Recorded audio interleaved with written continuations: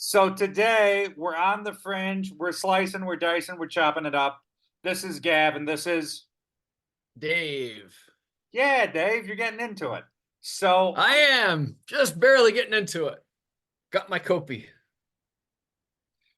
I need to get my cha. Anywho, so today we're on a slightly more. I know it doesn't sound like it. I know it doesn't sound like it, but it's a little more of a somber note. Because we're talking about something that is genuinely tragic and is genuinely devastating. And unfortunately, a lot of people are not talking about this right now.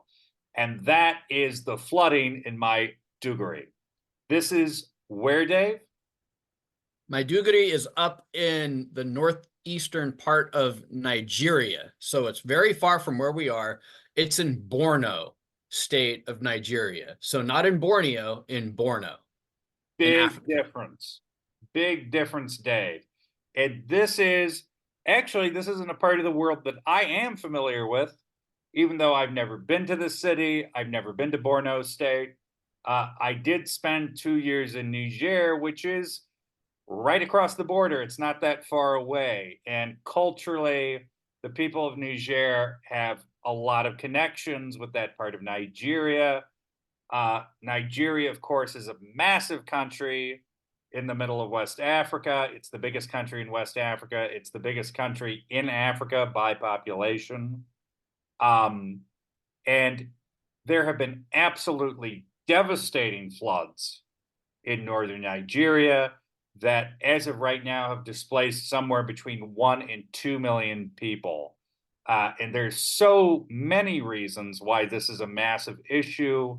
At the moment, Nigeria really doesn't have the money to help out in terms of aid. Uh, they've already suffered several dam failures, so the flooding is in fact getting worse. This is a part of the world that has a lot of problems with infectious disease. So you can imagine malaria, dengue, cholera. These are all going to be major issues. And on top of that, there's a very real issue of physical security. Why, Dave? So this part of Nigeria is pretty much run by Boko Haram. And the Nigerian military has been trying to push them out for the last 15 to 20 years. You guys maybe remember the name Boko Haram. So about 10 years ago, there was a school of girls that was kidnapped by Boko Haram in Nigeria. And it happened in this region of the country. So these guys are people that you don't want to mess with. These guys are bad dudes, and they have a lot of control over the area and over the local economy. So you have a big event like this where you have a flood, you have over 1 million people to 2 million people displaced. Well, these guys have resources, and they're going to be able to get resources from outside into there, and they're going to be able to help people out. And for them, this could be recruiting season, which would be absolutely terrible for Nigeria because the whole country in the northern part is kind of disconnected from the southern part. And we'll get into that later on in another podcast episode. But this could have huge implications for security in West Africa and potentially throughout the globe as well. I mean, it's also worth noting that, names are important here. I think officially at the moment, Boko Haram is part of the Islamic State West African province. There are a couple Yeah, competing they said their factions. allegiance to ISIS. It There was are a back in couple competing 2017. factions. It's worth noting they have never called themselves Boko Haram. Boko Haram is a dialectical name. It comes from the Hausa word Boko, the majority group in this area are the Hausa people.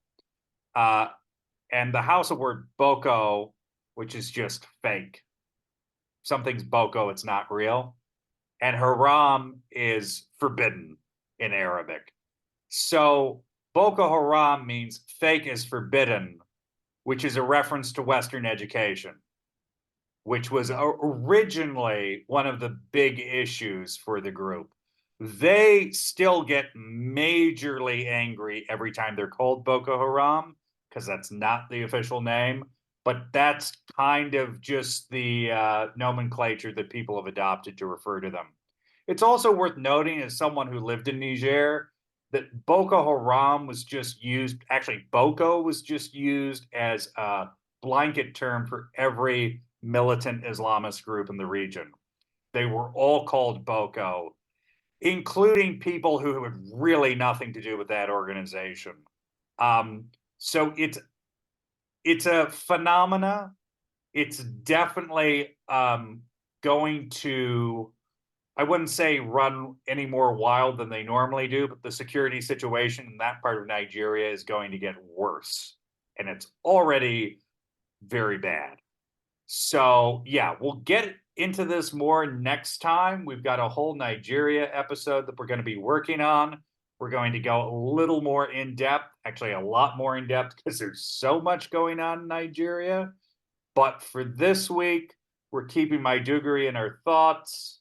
Um, we're hoping that this gets more attention, that they get more aid, and that things do not get any worse because the poor people in that province have already been through enough, quite frankly. So yeah, on that note, we're And slicing, let me jump we're in real quick. dicing, and Dave. Let me jump in real quick before you sign off. So some of the headlines that the mainstream news was saying about this event talked about zoo animals escaping. And if that's all the news media is going to report, that, oh, zoo animals have escaped and they're running through this city, that's pathetic. You are doing a terrible job of keeping your audiences informed of what's actually going on. And if you think that we as Americans or Brits or whoever is reading English are only interested in this, then shame on you for insulting our intelligence. Well said, Dave. Very well said. And on that note, we here at On the Fringe, we're slicing, we're dicing, we're chopping it up, and we're keeping it real. See you next time, Dave. Take care. Later.